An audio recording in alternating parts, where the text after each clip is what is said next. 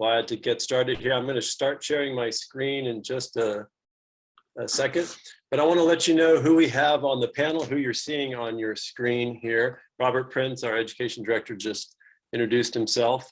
Again, I'm the advocacy director with Bike East Bay, the lead on this project and our response to it. We've got Derek Sagehorn from the East Bay Transit Riders with us this evening. Denise Trapanier from Bike Walk Alameda is with us. Yeah, you can wave your hand as I say your name. Savlon Hauser from the Jack London Business Improvement District, right next door. Actually, the ballpark is within the footprint of that district. And Chris Wang, board president of Walk Oakland Bike Oakland. Thank you everyone for joining us. And yes, we are recording. This video will be posted to our YouTube channel, as Robert said. I think everyone's got their names up and their organization. Chris, if you could put your organization in your name for us, thanks for that. And again, just a reminder for those who've joined us, if you have a question, put it into the Q&A and we'll try to get that answered before the end of the evening. If you've joined us and want to make a comment, we're going to do that at the end, and we'll do that with a raised hand feature. So don't raise your hand just yet. I'm going to go through some of Bike East Bay's thoughts and comments and concerns about the project, give each of our panelists about 5 minutes to do the same. And then we're going to get into the Q&A, making sure we get everyone's questions answered. And then we'll switch over to the raise hands and comments. And I see some of our attendees have been involved in this project and many projects in the area, quite involved. I see Gary's with us. So if you want to make a comment or share some concerns, we can do that at the end. So let's get started with the project.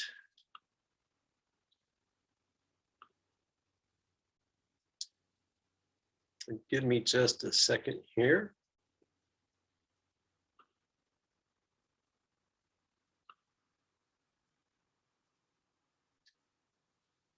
So Robert, are we seeing the screen one, the Oakland A's ballpark talk? Looks good. Go ahead and click the play button to get started. All righty. Welcome everybody. This is the Zoom talk on the Oakland A's ballpark draft environmental impact report, brought to you by Bike East Bay. Just a quick reminder, the public comment deadline has been extended yet again. It's now April 27th, and I'll give you a reminder about that. So here it is. This is the full rendering of what the Oakland A's proposed to build, and as you can see, it's much more than a ballpark. It's a 35,000 seat ballpark, but lots of residential, office space, entertainment improvements around the ballpark as well. And this whole site you're looking at here is the Howard Terminal site, and sometimes the ballpark's called the Howard Terminal Ballpark. So this is where it's located, right in and next to the Jack London District. You can see some of the street names here to get oriented. It's just to the west of Jack London Square, a couple blocks away from Broadway, and it's below 880, as you can see. And this is, for those of you who don't know, there are cranes here, but the port is no longer using this site for active loading and unloading of boats, and that's why the site is being proposed to be leased to the A's to build a ballpark. And these are the specifics of what the Oakland A's are proposing to do.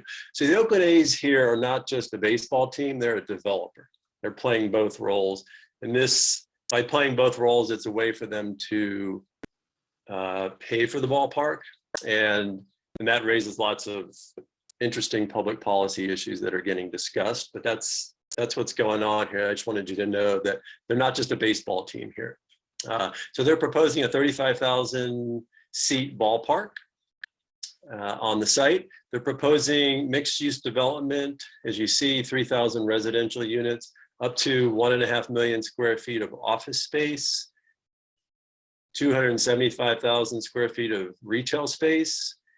They're also proposing a 50,000 square foot indoor performance venue with up to 3,500 people in attendance.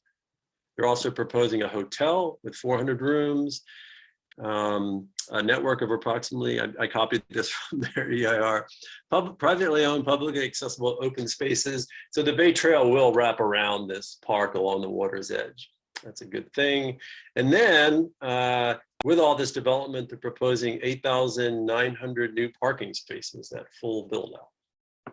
So that's what this is going to be, more or less, in words. And so what I want to show you here is, this is from the transportation element of the draft EIR. And we're going to be focusing on transportation tonight. Any project like this, of this size, brings up lots of issues, lots of public policy issues all across the board. And Bike East Bay doesn't mean to be dismissive of any of those issues or concerns, but we are focusing on transportation tonight as much as we can. So I want to take you through a series of slides that show you how people are proposed to get to the ballpark. And these slides I'm showing you are all from the EIR. This isn't my idea of how people should drive, for example, to get to the ballpark. This is what the EIR is telling us. And you'll see here the blue lines showing some of the major local streets next to the freeways. And the two main streets that people will and are supposed to drive to the ballpark are Market Street and MLK Junior Way.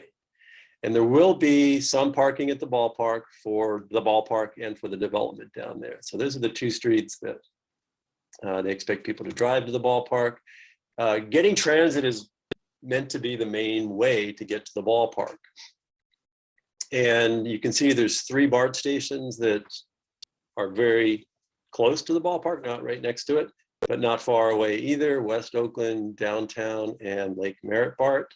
You can also see, if you see my cursor at all, you'll see the ferry terminal is just to the right, to the east of the ballpark. It's right there. And expanded ferry service is planned for this ballpark. You can see the Capitol Corridor train station just to the east, 4 or 5 blocks. And then what is not shown on here is the bus rapid transit service that has started from downtown into Fruitvale, East Oakland, down to San Leandro. I think that's an important transit piece here. And the lines you're seeing here are largely proposed transit improvements. And I'll let Derek Sajorn talk more about the transit approach to this project. It's somewhat, I'll just say it's somewhat unique and maybe unexpected, and we'll elaborate more on that in a little bit. Pedestrian improvements, these are the streets that they expect most people to walk to the ballpark. And one thing Bike East Bay really does like about this project is it's going to build a lot of new sidewalks, and it's going to widen a lot of sidewalks. It's going to put in more curb ramps, more street lighting. It's going to make the pedestrian experience on some of these streets that have no bike facilities at all, pedestrian facilities at all, much better streets for walking. That's a good piece of the project. And then the bicycle route. This is the proposed bicycle routes. And you'll see here, you may look at this map and go, gosh, there's lots of bikeways there. I bet Bike East Bay is pretty happy. We're not pretty happy with the bikeways proposed in this project. And it's mainly because we want to see low stress, comfortable bikeways built to this ballpark. And the low stress facilities are the protected bikeways, the light green. And you don't see that really well here in this map because they're overlaying yellow on blue, and guess what you get when you do that? And so everything starts looking green here. But this is the proposed bikeway network to the ballpark. And I will say the main bikeways that the project is going to build for us are the bikeways on 7th Street from West Oakland BART, and the bikeways on MLK Junior Way from 14th Street. Half of that is buffer bike lanes, and then closer to the ballpark, it's protected bike lanes. And other than that, they're not doing a whole lot for bicycling. We're going to get into that in just a sec. This is from the Oakland bicycle plan. And of course, you see lots of streets here designated. Here, it's a lot easier to see which streets the Oakland bike plan says should be low stress bikeways, mainly shown in the green. And a lot of it is dotted green because Oakland hasn't built these bikeways yet.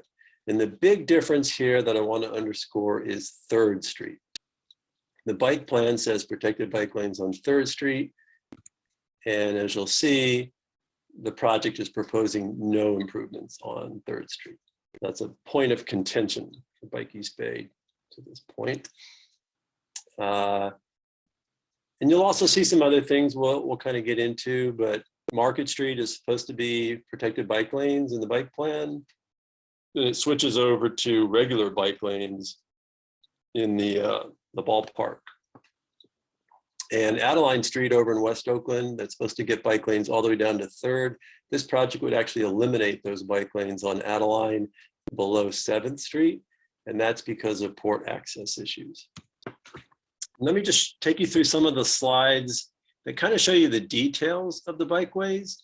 This is 7th Street where it meets Market, and you'll see bus boarding islands here. You're seeing buffered bike lanes here because the ballpark project is on the hook to build buffered bike lanes, but Oakland just recently got a very large grant. It's something in the neighborhood of, I think, 15 to 16, 17 million dollars to do protected bike lanes and a whole lot of other streetscape improvements on 7th Street.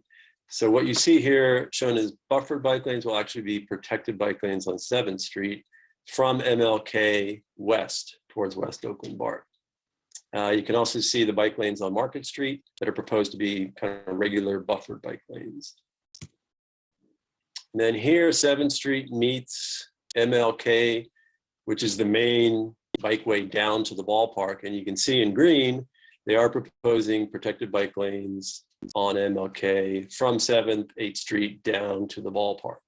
And I put this slide in here because we do want to see these intersections upgraded. We think these should and can be protected intersections since they are the intersections of 2 protected bikeways that are going to get built with the project.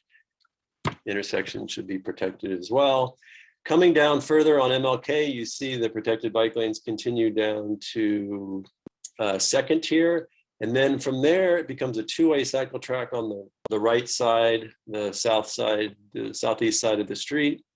And that gets you down into the ballpark where MLK starts to turn there. That's where the ballpark is. And so you'll get onto this 2-way bikeway into the ballpark proper. There'll be protected bike lanes that take you all the way around the ballpark. And then there'll be the bay trail along the water's edge out to the kind of the west edge of the project. Dave, this is Robert. Here, sorry to interrupt. Yeah, Robert. You ready for a question? Oh, sure. Yep. Do you have any further definition of what you refer to by a protected intersection? Well, yeah, what makes a protected intersection? Yeah, it's the expression I like to repeat is it's not a template, it's a toolbox. And so what the protected intersection ends up looking like really depends on the context of the intersection. But the protection goes to the intersection and goes into the intersection. So you usually know you've got a protected intersection when there's these like corner protection, corner islands, corner biscuits that bring the protection into the intersection. So if you're taking a right, you're fully protected the whole time. And if we go back up to these intersections, you'll see bulb outs here, but the bikeway is going around the bulb outs, not behind them, separated from traffic. So I would say that's the biggest change I want to see here is these bulb outs. Yes, we like the bulb outs, but the bike lane should go behind the bulb outs. Excellent question. The other thing that's new here that the A's are proposing to do is on Embarcadero between MLK and Broadway, these 3 blocks that are shown here, is they're proposing to do a 2-way bikeway, protected bikeway on the south side of the street. The street's much wider there. And that would allow this to function as a bikeway because you can see here, they're proposing a transportation hub on 2nd Street where you see bike lanes. But during the ball games, 2nd Street between MLK and Broadway becomes this transportation hub where lots of shuttles will be stopping, bus service will be brought down there, and there'll be Uber, Lyft traffic somewhere in that area. And the street's not going to function as a bikeway at all during game days. So they're proposing this bikeway down on Embarcadero West that'll be protected. Another question for you, Dave. Sorry to interrupt. Yeah. Far away. A question asking if you can orient where the water is in this view. Okay. The water is down, is south. It's down below this slide. You see Embarcadero West, that's the last street before you get to Jack London District, excuse me, Jack London Square, and then the water. So you're about a block away from the water to the below the screen to the south. Was that a good answer, Robert? You think? I think so. And if they need more clarification, they can let us know. Okay. The other thing I want to point out here is on Embarcadero West, they're going to put up a fence along the railroad tracks on each side of the railroad tracks. So if you're walking, if you're crossing Embarcadero West as a pedestrian, you're going to have to do it at the intersections and not mid-block like you currently can do. This fence will go up, and that's going to be a requirement of the project to protect anyone who's crossing the street during game days or otherwise when a train could appear. And the trains have first priority over this street, not the A's and the ballpark activities. So the trains will be running when they run. And if they're running during game day, these fences will protect the pedestrians. And Dave, we got another question for you on that. The question asks, are you satisfied with the A's plans for crossing the railroad tracks? I believe Union Pacific is asking for all crossings to be grade separated, but the A's did not include that in the environmental impact report because they said it would take too long to design and get approved, and they don't want to pay for it. And they don't want to pay for it. Bike East Bay, we haven't really taken a position on that. I'll give you my thinking on that is I like what the A's are doing here. I don't want full grade separation the whole way. I think it's really going to negatively impact the character of the street. Yeah, I think safety goes up. So I'm sacrificing safety for a more interesting, exciting, livable, successful commercial street than that. And grade separation also does get very expensive. And so my sense is this is a good plan. Put up the fences so you're safe crossing the street at the intersections. I think the intersections are going to function well. And they are adding a bike ped bridge at Jefferson Street, kind of the street shown here at the center. So you'll be able to go up and over the railroad tracks if you don't cross at grade. There's also 2 existing elevated crossings of Embarcadero. Currently there's parking garages. So there's 2 there, they're adding 1 more. I'm satisfied, but I'm open to hearing concerns and thoughts about that. And then finally, Broadway is proposed to get bus-only lanes all the way down to 2nd Street, where the transportation hub will be. You can start to see some of that red paint here that goes on up towards downtown Oakland and matches the existing bus-only red lanes up there. And see Washington Street is proposed to get another block of bike lanes here. If you don't remember, there's a block missing now. And so this project will add that. And you can see the cycle track that goes along Embarcadero West all the way over here to Broadway. That's a good addition for the game day stuff. I'm not sure how it's going to be otherwise. And then I'm going to switch over to Google Maps. I want to show you a summary.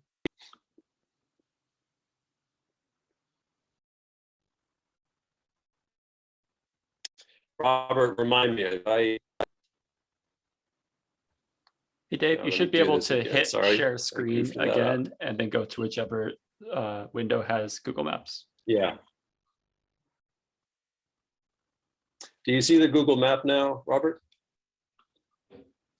Not yet. It just, oh, there we go. Looks good. Okay.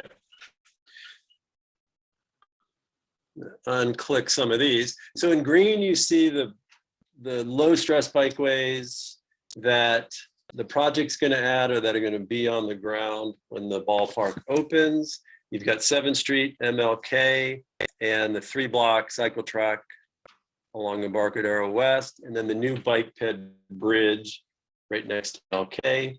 You can see the ballpark there shown with the baseball symbol. And then 3rd Street is going to keep its buffered bike lanes, but they're curbside buffered bike lanes, and there's very few driveways along the street. That's not a bad bikeway as it is. And other projects are going to add good bikeways on 14th Street through downtown. Oak Street's going to get good bikeways as part of the Oakland Alameda Access Project. And Adeline Street's going to get its buffer bike lanes extended down to 7th Street. So what's missing these are the streets that I feel are missing. 3rd Street, like I mentioned, should be protected bike lanes. The buffered bike lanes proposed for MLK should go all the way up to 14th Street and meet 14th Street's protected bike lanes. So people coming from BART there, or coming from the core heart of downtown Oakland, can come up 14th and down to MLK, or Franklin Broadway as the protected bike lane that the bike plan has been working on and that we've been working on as part of the Oakland Alameda Access Project and with Oakland's repaving plan to get you down to the ballpark.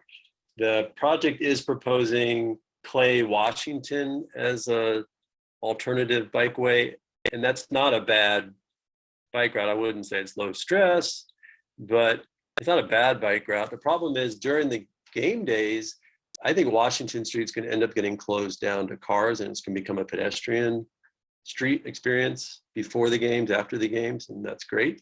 I support that. It's not going to be a great place to bike through if you're going to get something to eat or drink before or after the game. It's a great street to bike down. And then also the Oakland Police Department often closes down Washington Street for various safety reasons, doing it without any announcement at all. And as long as they have that authority, Washington Street's not going to function as a good bike route. And then finally, if you're coming from the island, there's a new bike ped bridge being planned. Denise is going to talk more about that. But obviously fans and anyone traveling from the island to Oakland needs a good walk bike access to get here. And the Oakland A's ballpark gives us an opportunity to help make that happen. Hey, Dave, this is Robert again. Before we get into more info about the Alameda connections, I've got another question for you. And this goes along with what you mentioned about low stress bikeways, which are designated in Oakland's bike plan as a specific type of facility. The question is, right now, biking on many downtown streets, many downtown streets are fairly low stress most of the time. But what do we think the traffic impacts will look like to add to the stress of biking there? It's going to make it worse. And it's going to make it a lot worse. If you really dive into the EIR, they look at bike impacts to people bicycling because of traffic west of Broadway and kind of south of the freeway, saying that's where the impact's going to be. And that's the issue I have is, if you're biking from Lake Merritt BART station, you might come down Oak and down 3rd Street, and there's going to be a lot of traffic on those streets going to the Oak Street on and off ramps from the freeway. I think the project gives that short shrift. I think that's a good example of why the impacts to bicycling have been understated and the bike improvements are not what they should be. Are you ready for one more about that network that you just showed us? Yeah. The question is, how do you maintain safety risks on 3rd and other streets, which will be dangerous and not feasible around Howard Terminal because it's a bustling working port 24/7, game or no game day? Trains and semi-truck movement is essential to workings of the port and will not be adjusted in this highly industrial area. Thank you, Gary, for that great question. Yeah, what's the bikeway east-west through Jack London District? The bike plan says 3rd. The current bikeway is on a map is 2nd Street, and we need a way to get through there. 2nd Street is a much narrower street. You can put truck traffic and a safe bikeway on 3rd Street because it's so wide and still maintain parking. Whereas on 2nd Street, you can't do that. And west of Broadway, you've got buffered bike lanes on 3rd, and you've got a lot of truck traffic, and no one is objecting to trucks and bikes on 3rd west of Broadway, but all of a sudden the A's with this project are objecting to trucks and bikes on 3rd east of Broadway. And that we take issue with. It's fine to say the port wants to do something and add trucks to a street. What are we going to do about bikes? But this is the A's building a ballpark. They're not building a truck route. And people bicycling the ballpark need to get there. And I think 3rd Street is the best opportunity we have to get people safely bicycling to the ballpark in an east-west direction here than 2nd or any of the other options we've heard that have been taken off the table. All right, let's switch back, and I'm going to let Denise from Walk Bike Alameda, Bike Walk Alameda. Bike Walk Alameda. Take it away from here. So Denise, the floor is yours. All right, thank you. All right, I'm gonna share my screen here as well. Can y'all hear me? Okay. I think I have to stop sharing mine, right? Yes. Awesome. Take it away. All right.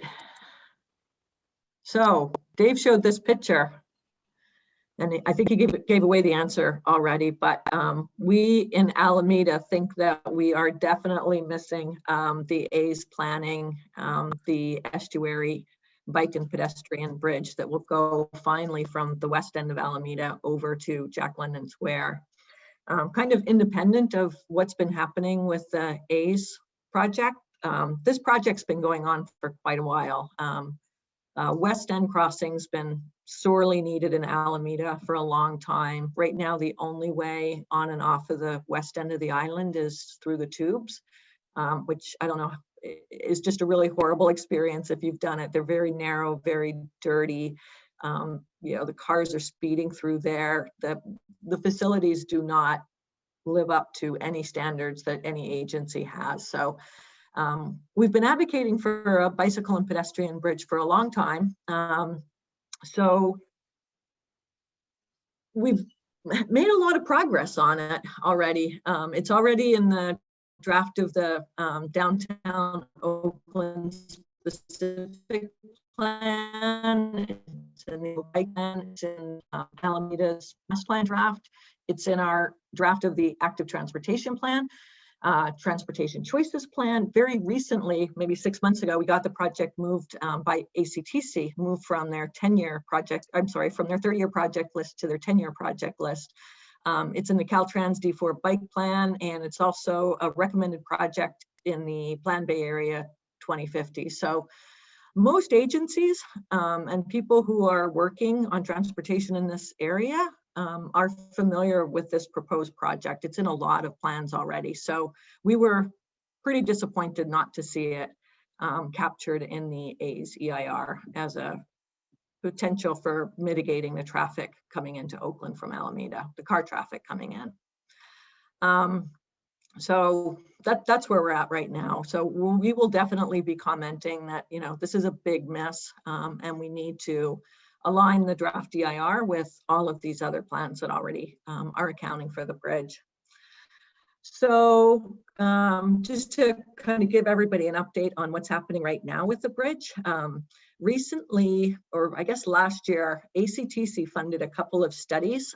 They funded both a traffic demand study and a technical feasibility study.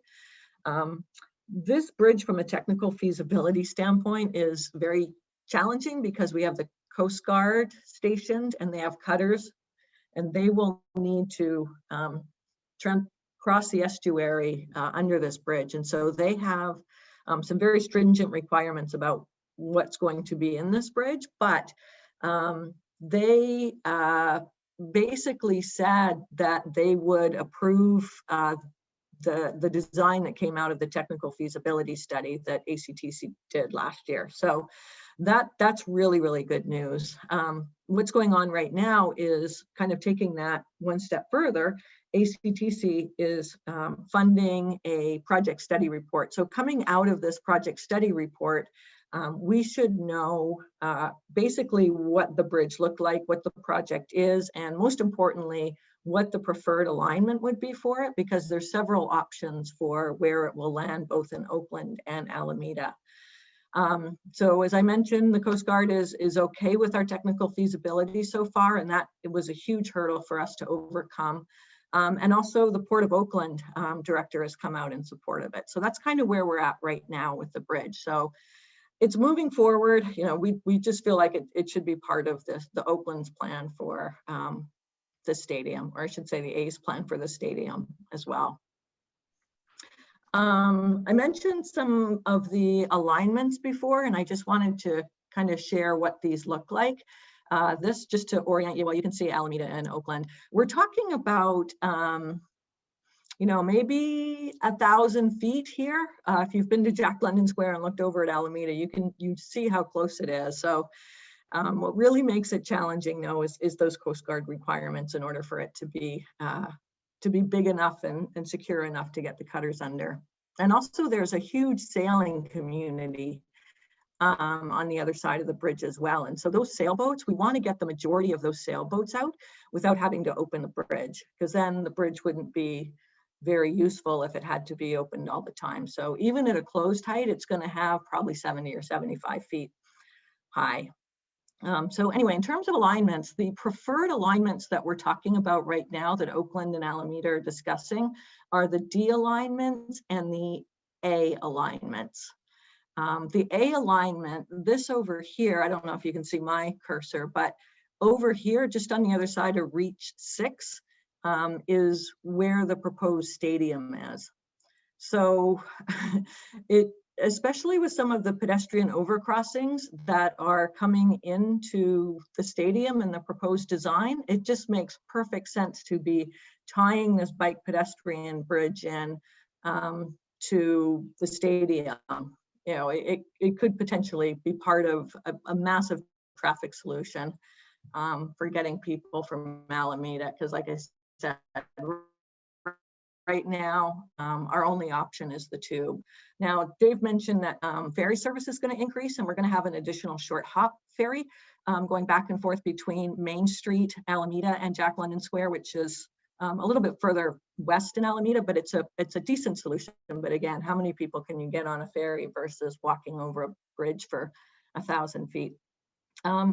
So what we really want to do now, or the help we're kind of looking for from the A's, is to really get the alignments defined and get working on securing easements and landings for where this bridge is going to be on the Oakland side.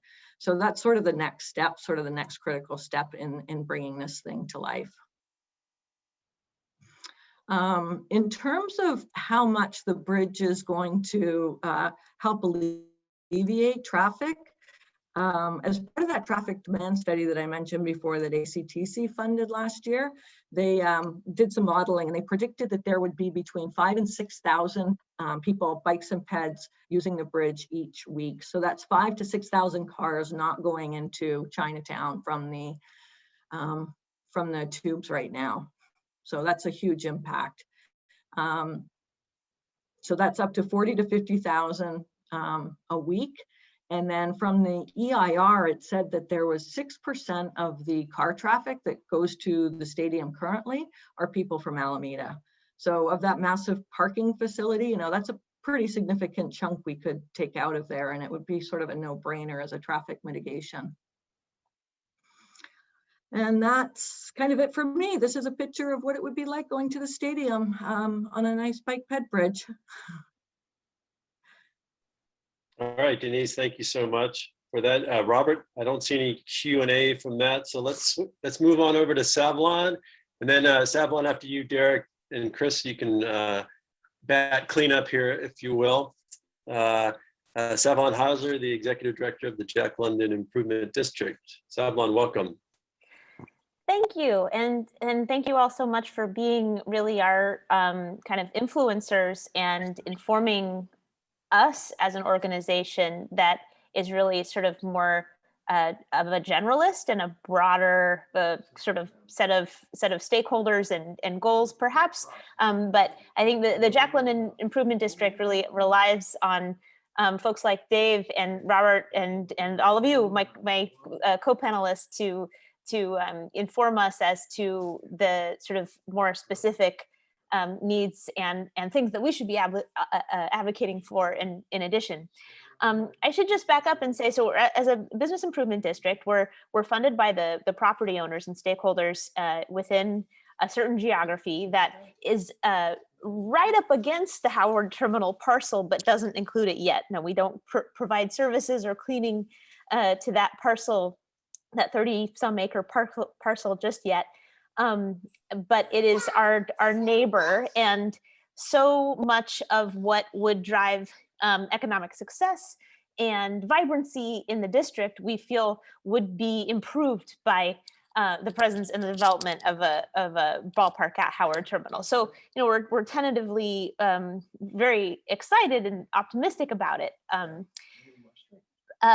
And our approach to advocacy in this project is the same thing we do in any development project. I mean, this is actually, you know, this is of a much bigger scale than anything we encounter. But you know, every project we come along with that comes across, we advocate for better connectivity to the downtown. You know, help in reversing the freeway barrier of the 880, pedestrian and bike safety. We really want to see people not driving around in our district, but getting out and supporting our small businesses and adding activity to the neighborhood. So the sort of broken record issues that our district always harps on in any development project are the improvement of the underpasses, the reversal of that terrible 880 barrier effect, the rail safety, which will continue to be sort of more concerning as more people want to enjoy the public spaces at the waterfront. And then, of course, just more bike and ped infrastructure improvements so that the streets and sidewalks are full and safe and easy to get around by non-car means. So the bike ped bridge I would put in that category. So a big you know project like this would start to help justify some of these you know bigger ticket items that seemed like you know mind-boggling dollar amounts, like the bike ped bridge, which would be incredibly exciting. You know, forget about the terminal and the presence of a baseball stadium. It would be amazing for both Alameda and Oakland to basically extend our mutual waterfronts by connecting us. And also overcome so many transit issues and mobility issues by not having that linkage. There'd be more water transit, which would be fantastic, and just you know additional improved public waterfront spaces that are currently off limits to the general public. So we're using this project to sort of elevate these issues and ask for them and push for them and expand them. But at the end of the day, there are a handful of other sort of economic development goals that our district has. I think in sort of contrast to maybe some of the other organizations that are represented here on this panel, that make the project you know a very attractive to bring to our neighborhood. And we would hope that the sort of the scale of the project would justify the types of investments that we're talking about here today, whereas maybe it hasn't yet in the past. Just 3,500 residents down here at the waterfront just hasn't quite tipped the scales to bringing the types of investments that we'd love to see. And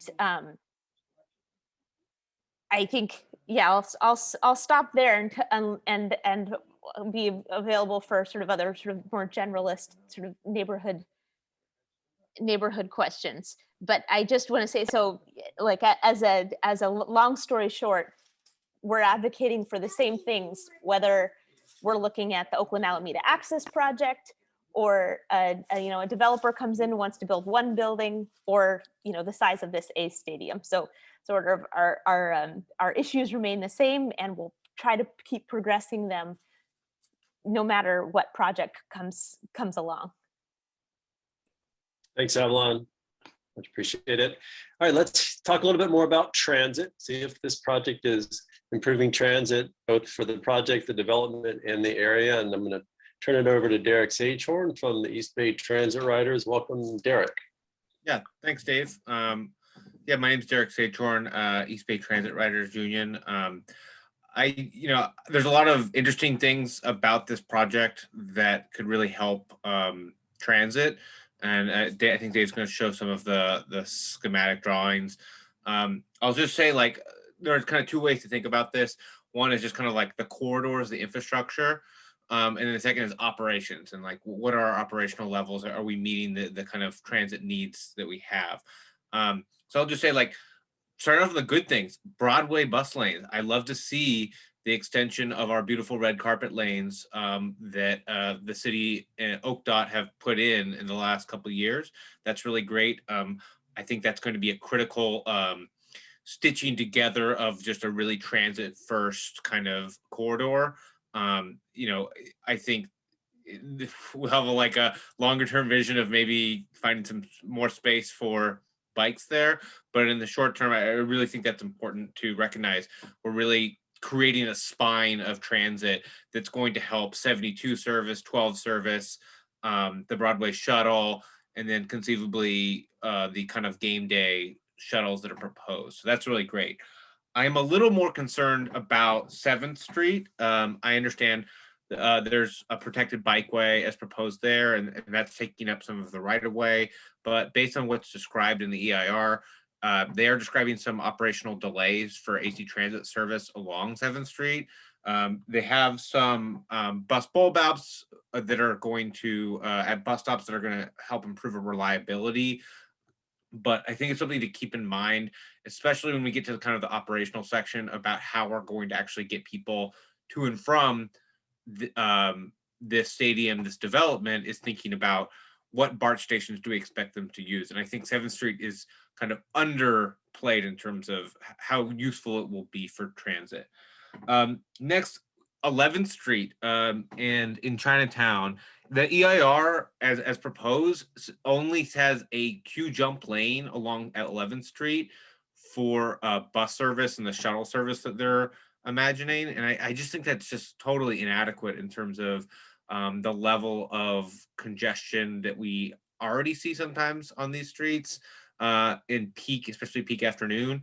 And it just seems like a lost opportunity. I think Dave kind of mentioned this, but like, it seems like the whole east side, east of Broadway, is just kind of not treated with as much kind of thought generally here as the west side of Broadway.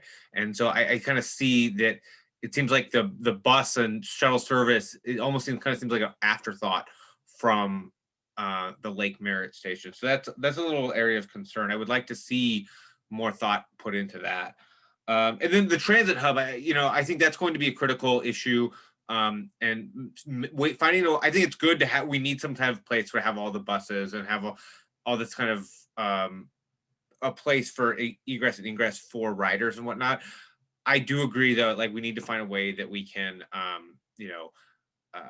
manage safety, especially with as they described these, have this sawtooth bus bays, which will require some reversing, which can especially be dangerous for, I think, bike riders and other people who are on that street. So to the extent that we're going to use that transit hub capability, we need to be very thoughtful about making sure it's a safe street, because the idea of a bunch of buses backing up at the same time and game day chaos, I think is a little concerning.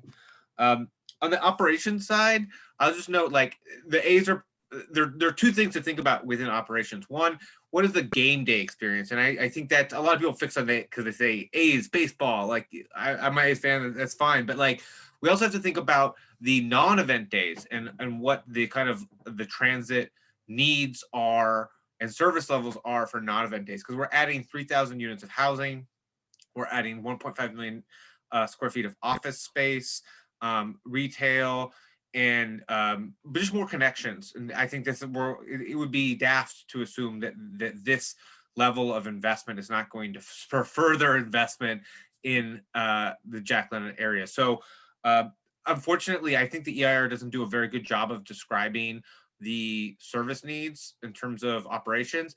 They only show weekday service levels for PM peak, so 4 to 6 p.m. We have no sense in the EIR for what the service levels are in the morning peak. So is the 1272 Broadway shuttle, is that sufficient? I don't know, because it's not in the document. So that's kind of another kind of piece of concern.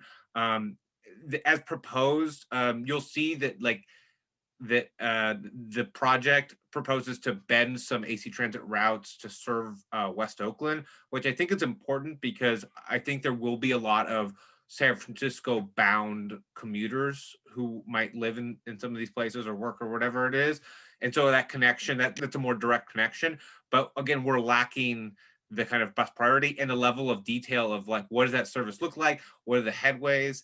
And then finally, I just think, you know, right now the 12, for example, the 12, which goes to Berkeley, is at 20-minute headways. And that's just, I don't know, that seems pretty inefficient for a, it's not clearly not a major corridor route, but can we get that to 15? Can we get that to 12? These are the kind of things that I think are, maybe these are negotiating points, but I hope that, you know, East Bay Transit riders will be advocating for more service and just more detail along a lot of these things, because, you know, it's the bus lanes are nice. I love bus lanes, but we also need to think kind of critically about the service levels as well. So that's my stall. Thanks, Derek. Thanks for that. And we're busy answering some questions in the Q&A. So Derek, if you get a chance to look at that as well. And then we're going to turn it over to Chris Wang, Board President, Walk Oakland Bike Oakland. Chris, how do you feel about this project? Your thoughts or concerns? Yeah, thanks so much. What a great panel here. I think that many of you covered some of the essential pieces that I, as a representative of Walk Oakland Bike Oakland, obviously advocating on behalf of all pedestrians and bicyclists, now including other mobility devices as well, including advocating for a great ADA access throughout the city of Oakland. You know, I think that one of the main points I would just raise is that, you know, we really need to approach the negotiations with a by looking at this project as a 24/7 project, not just game day, concert days, special days, because of a lot of things our other panelists have mentioned, is that we are really staring at an economic development project. And I think that the A's has shown some I don't know, flexibility in opening up the conversations to be that kind of an investor in the city of Oakland, rather than just a baseball team. And so that's something to keep in mind. The other piece is also that this project, as you saw, is only one of a ton of different projects or different plans.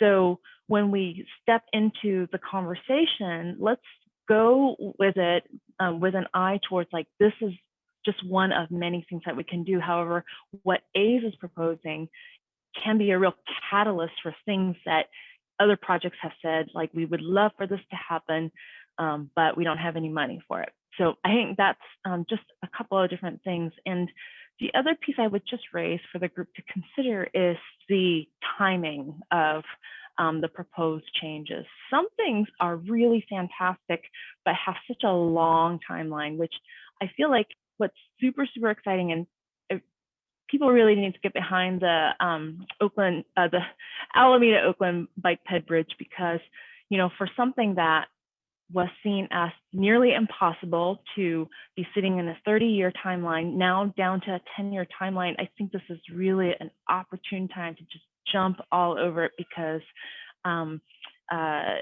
this may be, I feel like, the only chance to get this project off the ground as soon as possible. So I don't need to repeat all the things that all of you wonderful panelists have already said, but really just keep in mind that this is just one of a larger piece of the Oakland puzzle, and serving communities, like being really focused that this isn't just for the game day going crowd. This is serving a lot of communities who have been there for a long time, but also communities that are going to be brought in the near future, because there is a lot of building, a lot of growth happening, and not just office worker, we're talking about people who are going to be living in this area. So a lot of things to think about, but what a pleasure to see all the like-minded folks all in one place, and also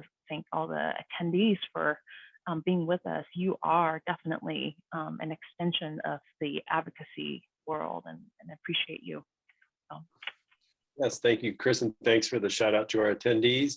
Speaking of them, if you have a comment, you're an attendee, you'd like to make a comment, not just a question, please raise your hand and we will call on you and give you a chance to share some thoughts.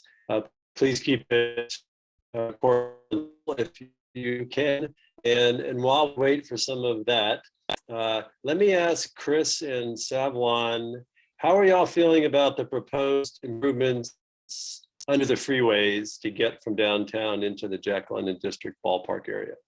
Let's start with Savlon and Chris.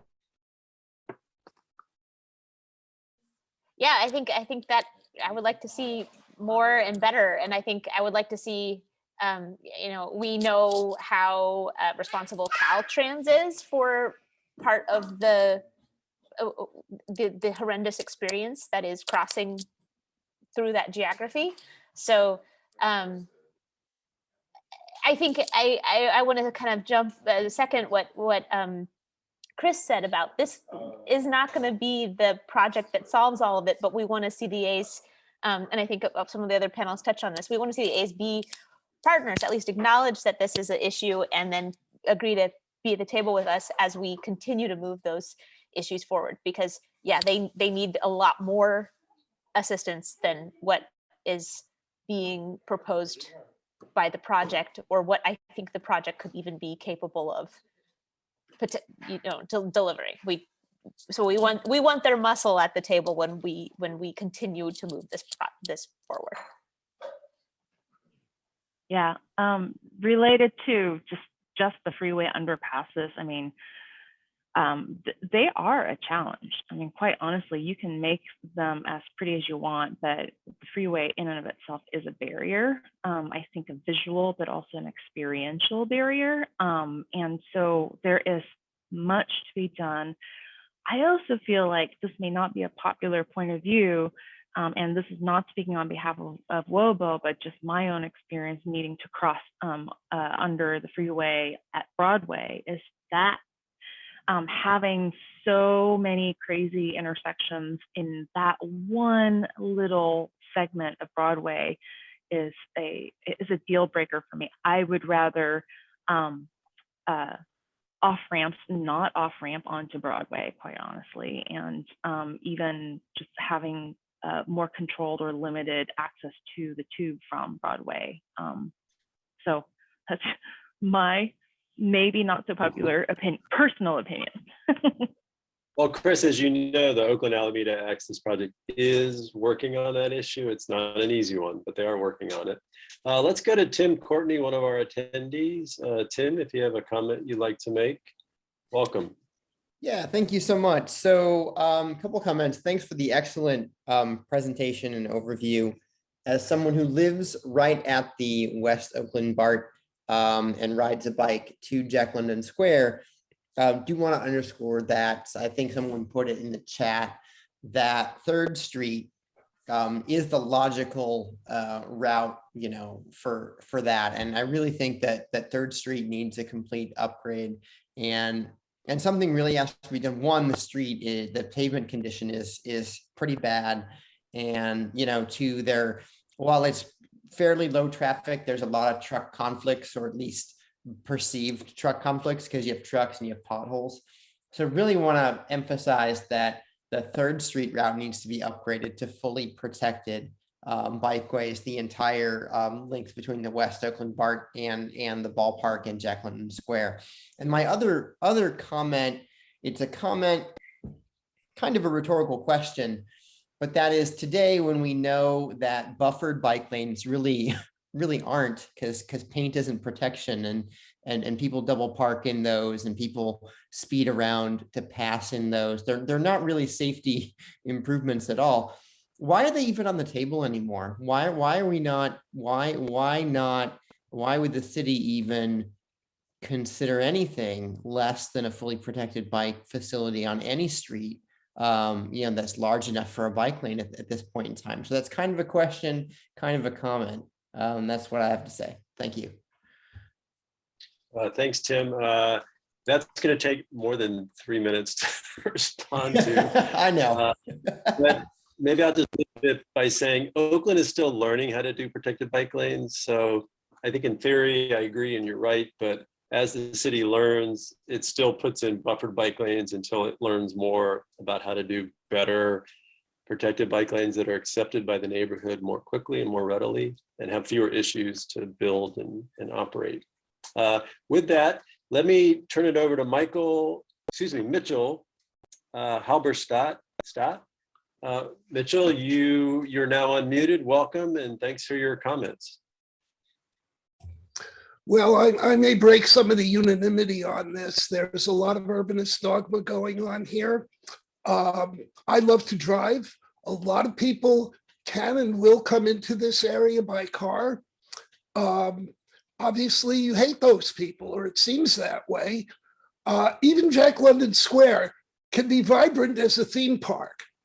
This idea that we're Amsterdam strikes me as totally loony. This is California, folks. When will you admit it?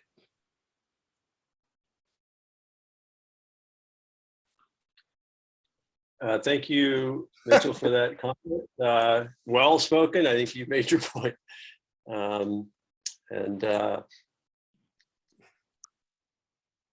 don't see any other hands raised. Robert, if I'm missing somebody, please let me know. There's a few more questions in here that I want to get answered to everyone.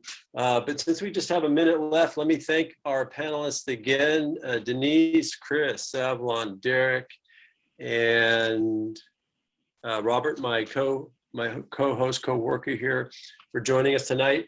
A reminder, the comments for public comments on this project, the deadline has been extended to April 27th. The website, we put it into the chat. Robert, if you have a chance to put it into the chat one more time, thanks for that. And after that, the A's will finalize the EIR. I don't know what their target date is for that, probably sometime this summer, I'm expecting. And then this project goes to City Council for a vote. And then if it is approved, the project will take 2 years to build. And so at one point, the A's were targeting April opening day 2023. That's now off the table. And if my experience knowing how ballparks tend to open, that means April 2024 is now the best, earliest likely date. And I'm sure that's the date that the A's would like to see a ballpark open if this can happen. So that's kind of the timeline that we're looking at. If you've got any more comments, you can always send them to dave@bikeeastbay.org as we finalize our comments. And then we're going to continue to work with the A's to make sure that the project continues to improve. There's lots of flexible elements to it, both in its approval and its implementation and operation once the project if it's approved, once it's built and operating. So there's a lot to do here. As you can see, I am a fan. I'm slightly biased, but I wanted you to know where I was coming from on tonight's panel. I am, like Savlon said, encouraged and optimistic about a downtown ballpark in the Jack London district. So with that, again, thank you, everyone. Dave Campbell, your advocacy director at Bike East Bay. Thank you to all of our partners for joining us and for helping make the entire city a better place to live, walk, bike, take transit, and all the things that we love about Oakland. So thanks everyone for joining us tonight, and look for some more Q&A answers here soon. And we did get one final question I want to make sure we answer. Somebody asked if there's going to be a recording of this available. Yes, we recorded tonight's session. If you got here late, no problem. We'll be posting it to YouTube, so you can also share with your friends. We'd love to have you share that around, help get some more comments on the EIR. Probably it'll be shared out sometime early next week, but so be on the lookout for that. All right, good night, everyone.